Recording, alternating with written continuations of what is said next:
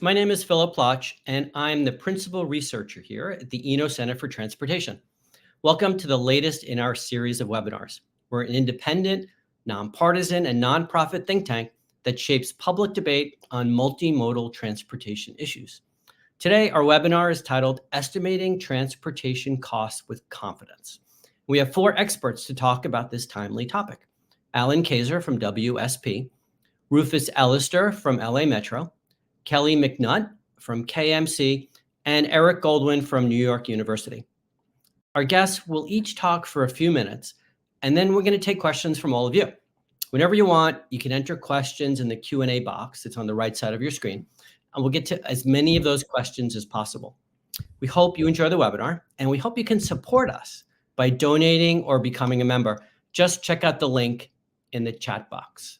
And with that, here's Alan.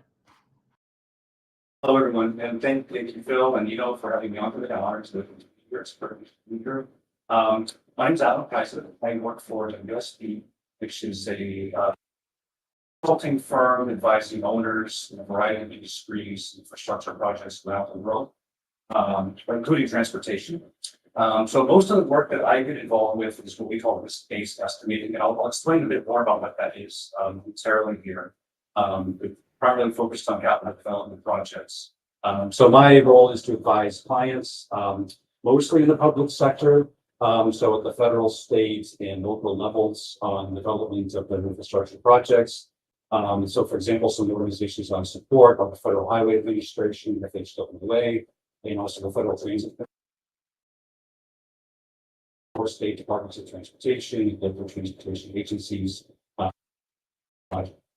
So I tend to get involved with projects at all levels of development, starting from very conceptual design all the way through planning and into construction and often through construction. So I have a kind of a broad perspective on how projects get delivered from great to great, so to speak.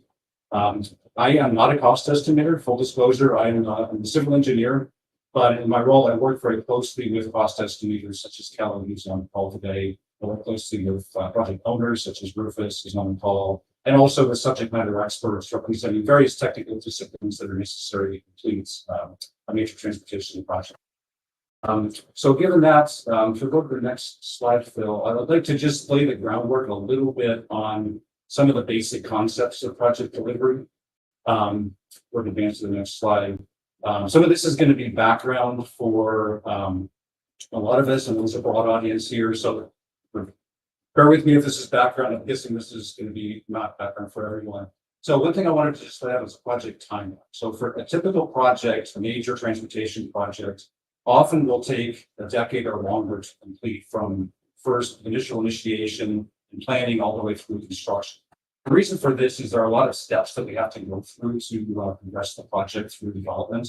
And so some of those steps include planning and scoping. We have to complete the National Environmental Policy Act or NEPA review requirements. We have to often obtain property or right of way for the alignment of the project. We have to go through final design. We have to obtain permits. We have to advertise and contractor on board, and then the contractor completes the construction. So now the timeline that I'm showing on the screen here is it's a 10-year timeline. In this case, the contractor is not even getting involved until about halfway through.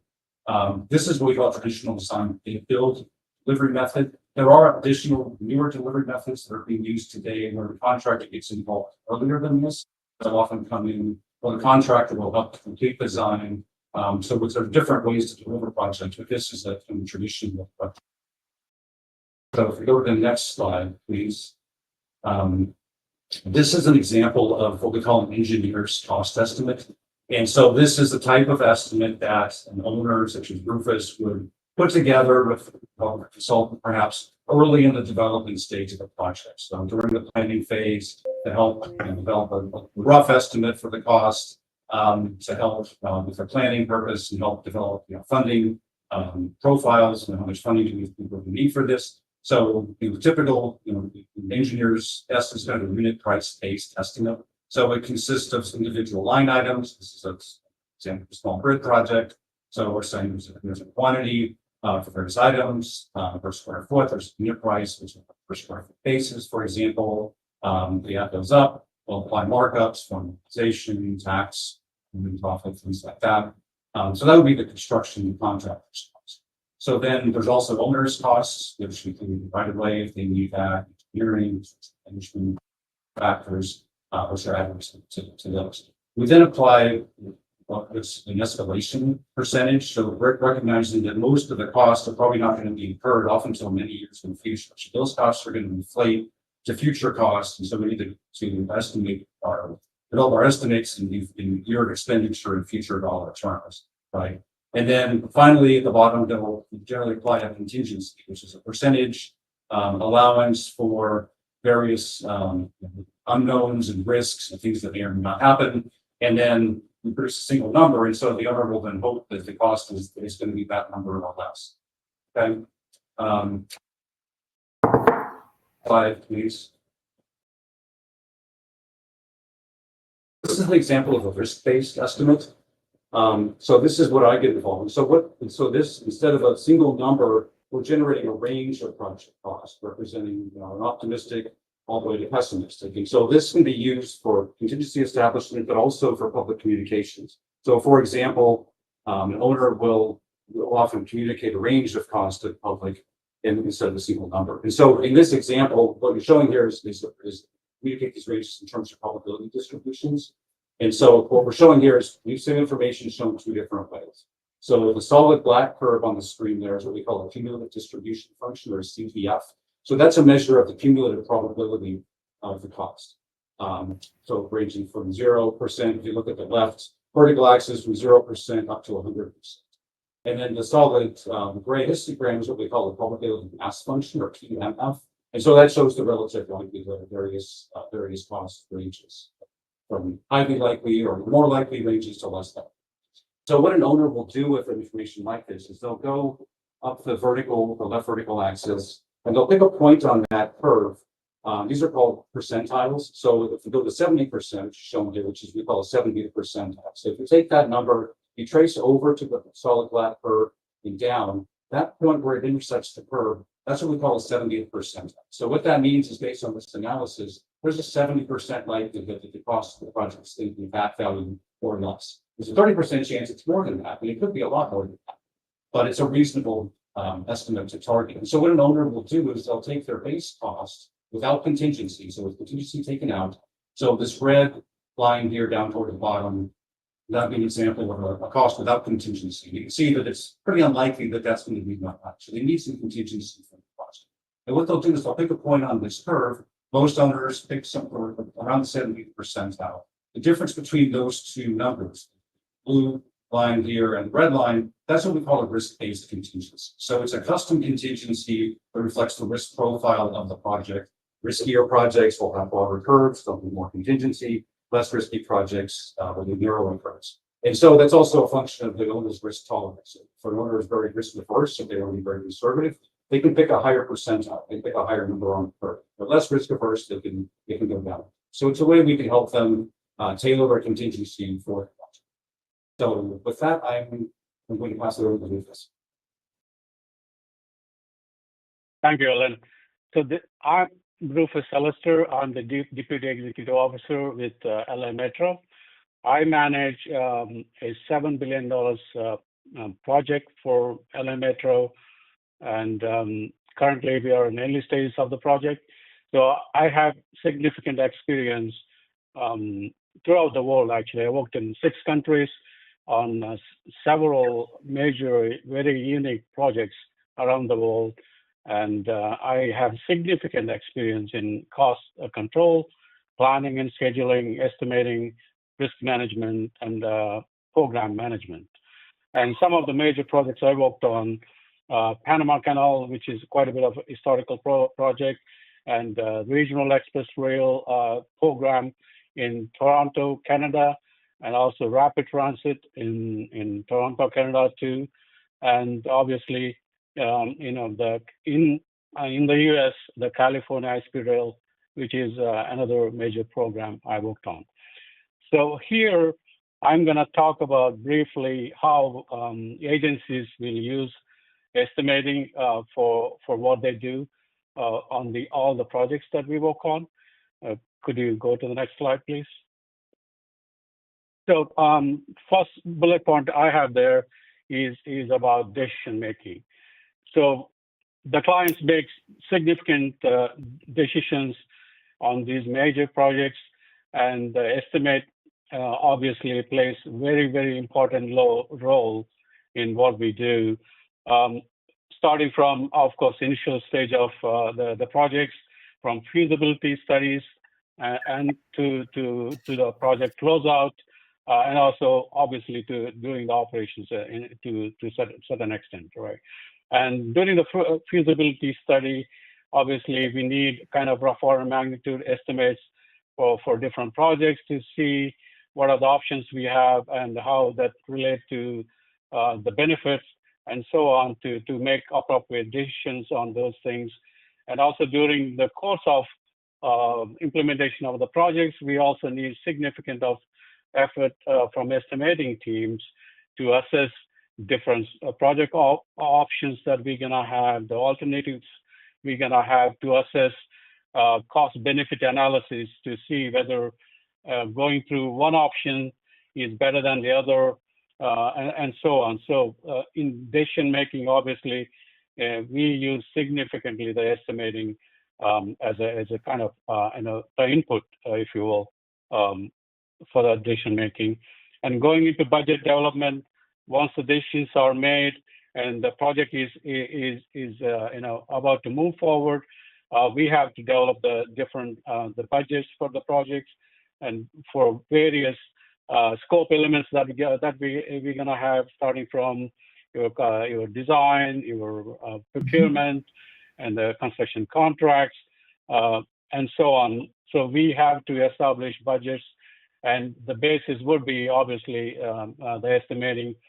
So depending on where we stand on different projects, so we will use several different types of estimate. Maybe initial stages, you're going to have rough order magnitude estimates. As we get into detailed design phases, we will get much more detailed and bottom up estimates to inform the budgets. So once we have all those estimates are done, and then we will establish budgets. To Ellen's point earlier, during that course of the process, we will also go through certain risk assessment process to do quantitative risk analysis, to establish contingencies that will also form a part and parcel of the budgets, and we will set a performance measurement baseline for the projects. That becomes the baseline for us to measure against the actual cost in future and to track the cost. Can you go to the next slide, please? Can you go to the next slide? Yeah. So, and the other thing is the financial planning. Obviously, some of these major projects, like the transit projects, involve significant of amount involved, the cost involved, right? So, and we will be sourcing for several sources of funding that includes the local funding and the federal fundings and so on. And so if you're involved with the federal funding, for example, FDA, and they have a very stringent and lengthy process they go through in assessing the project in terms of the agency readiness, whether the budget is realistic, and they'll also carry out their own risk analysis to establish, the project overall, budget, if you will, and which is then agreed with the sponsor, which is the agency, and that informs the federal funding grant agreement that will be signed with the FDA, and so on. And also, similarly for local, the funding, we will also go through similar process, and the basis would be always the estimating. So the estimate plays a significant, important role in establishing these budgets and working with different stakeholders we're gonna have to establish funding for the project. And also this estimate, once we establish the budgets, and that informs the cash flow, we will also be developing schedules. Time-phased budgets will be developed using the estimates as a basis, and that will allow us to plan the fiscal year budgets so that we can, establish the fiscal year budgets, and we can track and monitor and do the spending, in a effective way, if you will. And then I also briefly touch on that.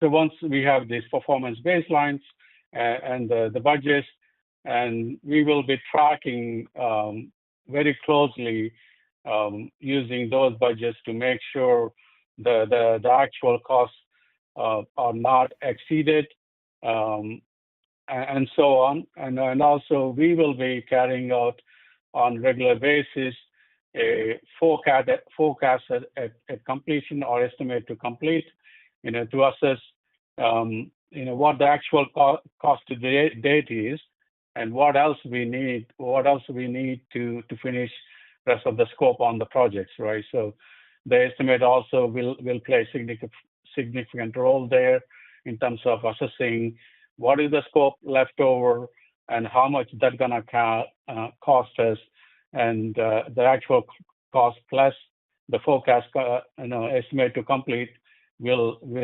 result in the overall cost at completion, which will be, reviewed again as the baseline we're gonna have to assess if there are overruns we're gonna have, so that we can take appropriate steps to mitigate or actually to come up with some actions so that we can still stay on budgets and finish the projects within the original established budgets, and the funding grants established with other stakeholders. Yeah, that's all I have. I will kick it off to Kelly. Sounds good. Thanks, Rufus and Alan. I've been working with Rufus and Alan for a while now through LA Metro and the Seagull project that Rufus was talking about earlier, and Alan since KMC started. My name's Kelly McNutt. I started at KMC 5 years ago, Kelly McNutt Consulting, in case it wasn't obvious. But going back, I actually got into estimating and project management when I was in high school, working for my family's business. Once I graduated from there, or from college, I went on to go to work for a major contractor in North America. And so like Alan and Rufus, we're drawing upon real life experiences and using this to really inform time and money decisions. And these time and money decisions have this risk component to it, but they're essential. And I'm honored each day that I get to do my job, because when we set up the right budget and the right schedule for projects with an understanding of what those risks are and what the ranges are that we're working within, we get a really, really great opportunity to deliver and execute projects for public entities and for private entities that bring good to all of us. Next slide. So with that being said, like I said, started out in the family business and then went on to work for a contractor in North America, and I led up the cost estimating department for many of those years, working on projects all over North America.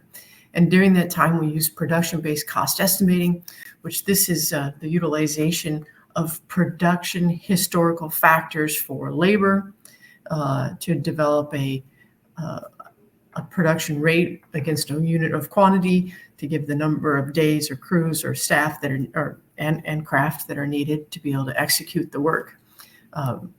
This has become essential to what both Alan and Rufus do, because these production-based estimates, they're not dependent upon inflation. It's not dependent upon escalations.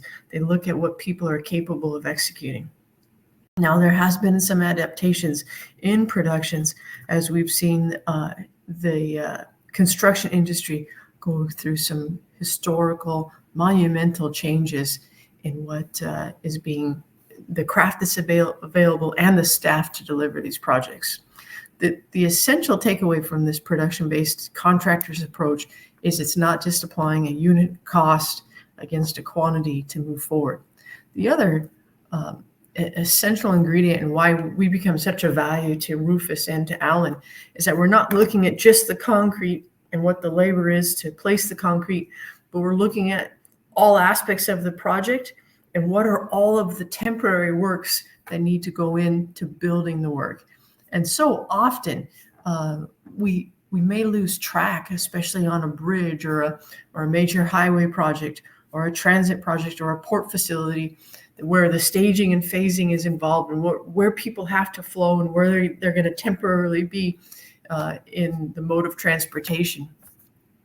Additionally, we look at even the finer details of what does the formwork and the false work system need to be designed around to be able to get the work actually done. And so that, and then there's a myriad of examples between those two that I've given of what goes into this production-based cost estimate. We can move to the next slide. So like I said, you take labor productions. So for example, that's like saying it's an operation is 5 man-hours per cubic yard times a specified quantity, actually opening up the quantity, the drawings, and taking off the quantities to get a duration to complete the activities. So pretty simple math. The quantities that go into an operation are identified, and all of those quantities are taken off from all of the temporary works through the permanent works. And then this duration goes on to inform a production-based construction schedule, getting the right duration. Once you've got the quantities, the productions, your materials, your tools to do the job, supplies, and any super key subcontractors built into that production-based cost estimate. Now you go into the production-based construction schedule and you see how long it's really going to take. And then and understanding that duration, there's even a schedule behind me on the wall, and understanding that duration of what the work is going to take, you can then take it and ask yourself key questions. Is there opportunities to change up the equipment and means and methods that'll make it take longer or less time, but drive the cost? Is there opportunities to bring to the risk register in terms of, if we go double headings, what does that mean? But what we start to get is an integration between design decisions, risk registers, construction schedules, and cost that really inform a great project. That construction schedule duration, once those details are honed in, also go on to calculate what the time-related overhead costs are necessary to complete the direct work. And time-related overhead are all the staff and craft support costs that are necessary to perform the actual direct work that people see as they're driving by on the freeway, as an example. Market pricing and conditions are a component of how hungry the market is. So getting an established direct cost, a good, reasonable schedule, and the overhead costs that go with it, then allow you to recognize what the volatilities are, which go back to the range that Alan was talking about, and the needs that Rufus has as an owner to determine, hey, what does the market condition look like? What pricing conditions are we going to see? And how do we evaluate that in terms of contractors willing to do the work? Finally, and the layering on is this last piece, which is the contractor's risk and contingency. Risk and contingency are two different things. Risks are the things we don't know about, and contingencies are the plans that we put in to the estimate to ensure that it gets done from a contractor's perspective. What this does is, by evaluating these risks and contingencies in a cost estimate, it brings a level of confidence to what that budget and schedule are going to be. And it also really goes hand in hand when Alan and I are sitting in a room and we're now filling out the risk register that is not just now for the contractor's purview of the world, but it's for the entire project. Hey, how significant is right away? We can start to talk about what that means in terms of the footprint that the contractor is expecting to get to do their work in, as an example of that. I will leave with this note, and that is all things related to construction, the means and methods, the schedule, the cost, the risk are incredibly exciting topics. I know that might make some people laugh, but this is great work that we get to work on every single day, and it's very, very cool and honoring to get to deliver it to the public. All right, I'll take over for the end here. Well, so I don't work as a estimator or on construction projects. I read about them. I'm a professor at New York University, and my group, we've done a lot of research on the cost drivers of transit projects, and so we spend a lot of time looking at early cost estimates, later cost estimates, final costs. And I think one of the things that's very interesting about listening to Rufus, Kelly, and Alan talk is sort of how the cost estimate sort of evolves over time and its importance changes, right? So Rufus and Alan tell us how it helps get a project to a full funding grant agreement or into construction or through the early stages of project development, or it helps us sort of just conceptualize the project. And then Kelly is sort of telling us that, okay, let's actually talk about constructing this project. What are all of the elements from the false works to the time to the production rates? And these are pretty different things. And so they come in at different phases of the project.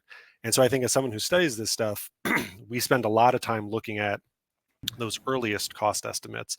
And I think in reading about the stuff and obviously listening to, especially Kelly talking about her work, that doesn't give you a great understanding of what's going to happen. But I think what's really interesting is that it also pushes us more towards greater standardization in our construction, because I think once you have a better idea of what those units are, what those production rates are, it might become a little bit easier to put some numbers around what those estimates are going to be. I'm sure I'm simplifying it and making it easier than it sounds.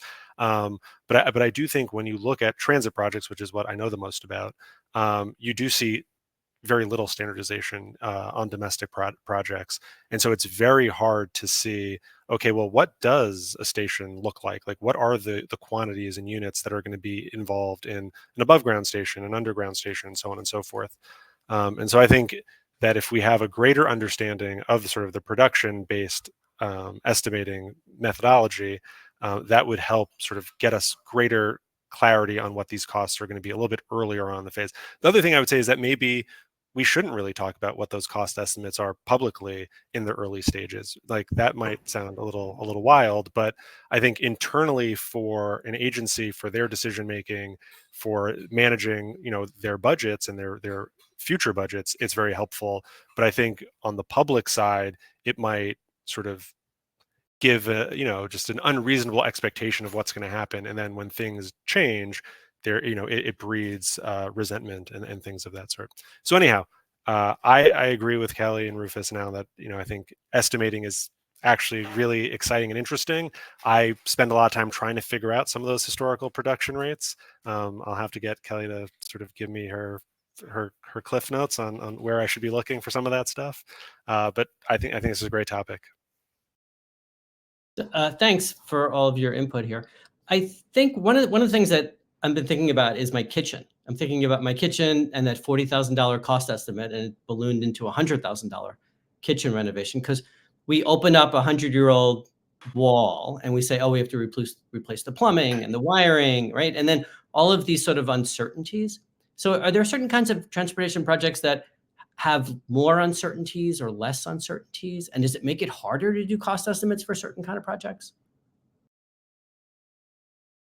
And whoever thinks, yeah, go ahead. I would say from my perspective, and I've changed microphones. I hope this, I saw the comment, this is better.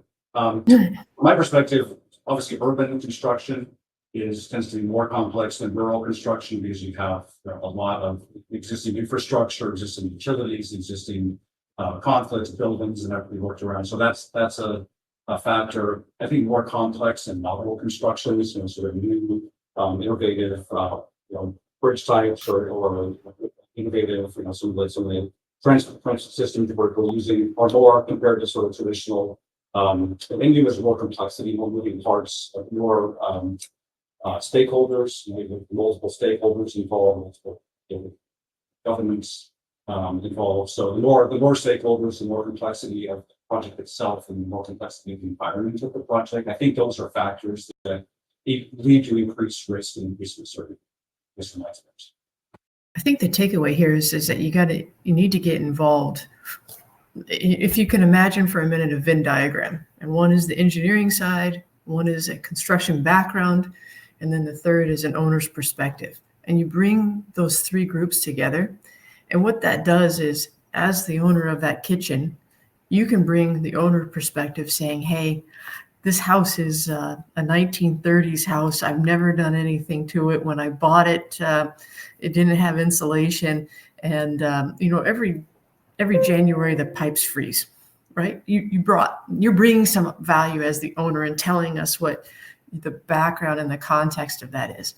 Now, from an engineering perspective, Alan and his team come in and they're like, okay, we're going to need to do X, Y, and Z. They draw it up on the plans and they show very much on paper what's needed to work. The construction experience comes in and says, hey, Alan, what if, and says to you, what if before we go and start this project and give you an estimate, what if we, would it be okay if we cut some of that drywall back and just kind of looked in there so that we can make a repair on the drywall pretty quick, but we can give you a lot better insight as to what's behind the curtain. And so what that does is now, as the three entities are working together, we know the problems that you're going to anticipate and how to head them off, and then what to investigate so that the engineering comes back with a lot firmer position. The owner comes back with, hey, I got the third-party stakeholders. I know what agreements I need to get into them. I know what part I'm good at controlling and will. And the contractor comes in saying, hey, I also know what parts I'm good at controlling, and let me do that. And when we take that, like I've said, this Venn diagram, and we come to the middle, we overlap in just the right way that allows us to execute successfully. That's my position. Rufus?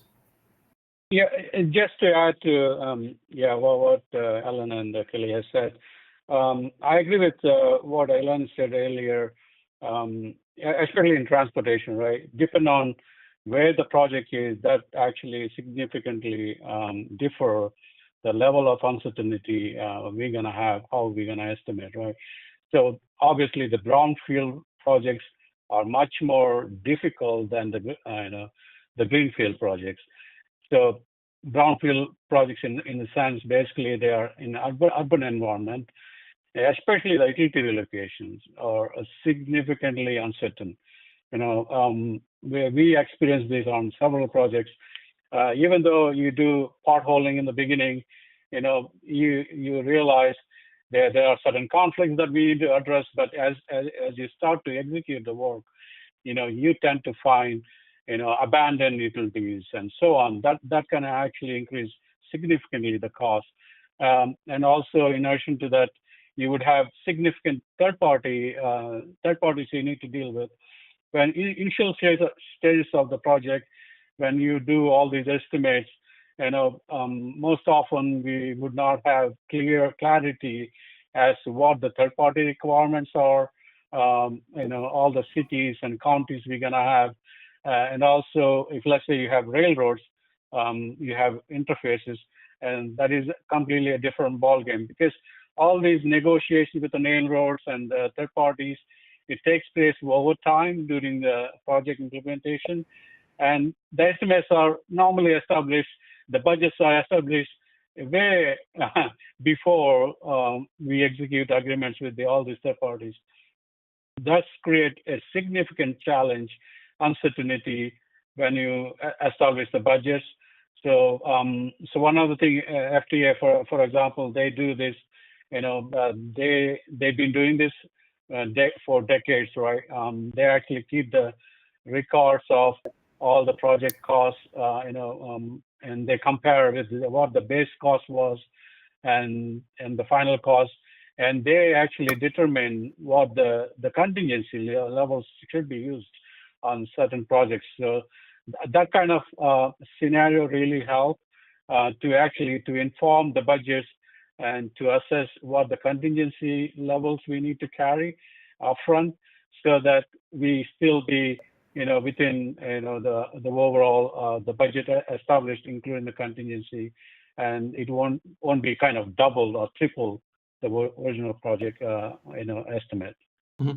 can I Whether, jump in yeah, for a second, Phil? please. Yeah. So, Alistair, I think this is a great topic. I have two quick questions. Is there anything that we can do to sort of bring greater certainty to some of those third-party utility issues that you've talked about? So, in other parts of the world, there are sort of standard mitigations that agencies provide, and then if you want to go beyond that, it's like a process. Um, and same thing with on the utility front. Are there things that through the FTA or through the state government you can do to sort of, and same with with the railroads, to sort of tame some of that? Because I'm thinking about California high speed rail, and the initial utility estimate for the first batch of contracts I think was $60 million, and then it was several $100 million, right? So it grew dramatically. Yeah. And I'm thinking about a number of LA Metro projects, older projects than projects you worked on, where the city of LA wanted different pipes. It's always about new pipes in my experience. Mhm. And so I'm sort of curious, how do you sort of wrap your arms around that? Because obviously LA Metro can't control that itself, but maybe a friend can help. Yeah, I will touch on a couple of things here. Like, for example, one of the projects I worked on, I don't want to give you the exact name of the project, but just to give you an issue. For example, that project, they actually went ahead with bidding process without actually establishing the agreements with the third parties, right? And because the contract was design build contract, and there were draft agreements put into the design build contract.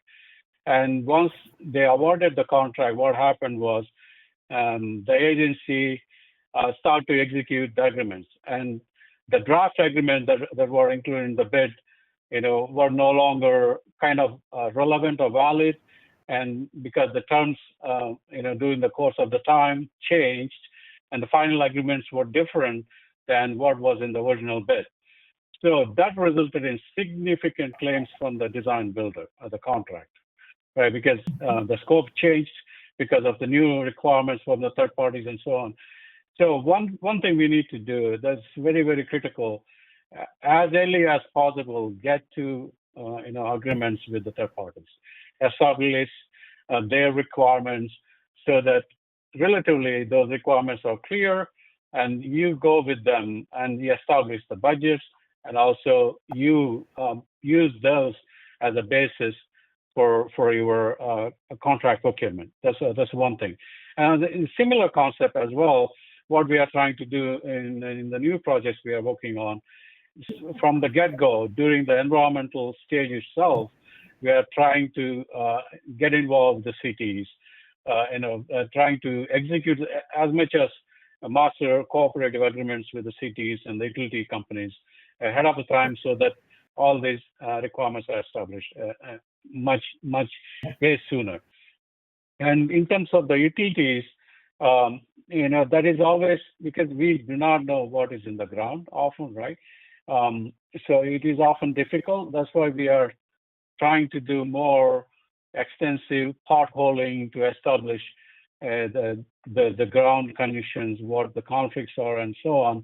In addition to that, I think now there is a new technology is coming into in market, which actually scans the ground, and it actually displays what are the conflicts exist and so on. So using some of those processes and early intervention, which allows us to reduce some of these uncertainties. Okay, thanks. I want to read a couple of questions. Hopefully we have time here. One of the questions is, when you have a large contingency, there might be an incentive for a contractor to use change orders and other techniques to use that contingency. The question is there a way to avoid that with a better estimate or other ways? Any thoughts about that? Yeah, I will add in, and I will let Kelly and Alan to jump in. So basically, the contingency established, in the beginning of the project from the agency perspective, right? That is before we actually have designs in place, You mean to say detailed designs in place or the contracts are let, right? So the contingency is maintained very closely as we go into the designs to make sure the contingency tracked, and every stage we can estimate and make sure the contingency covers for any unknowns, from the initial stages and so on. In terms of the contract claims, it is very, very important to make sure the contract documents are tight. And I have seen over my experience, often there are the vagueness in the contract, and also to my earlier point, right? You're letting out the contracts way too early without having right away in place, without having third-party agreement in place.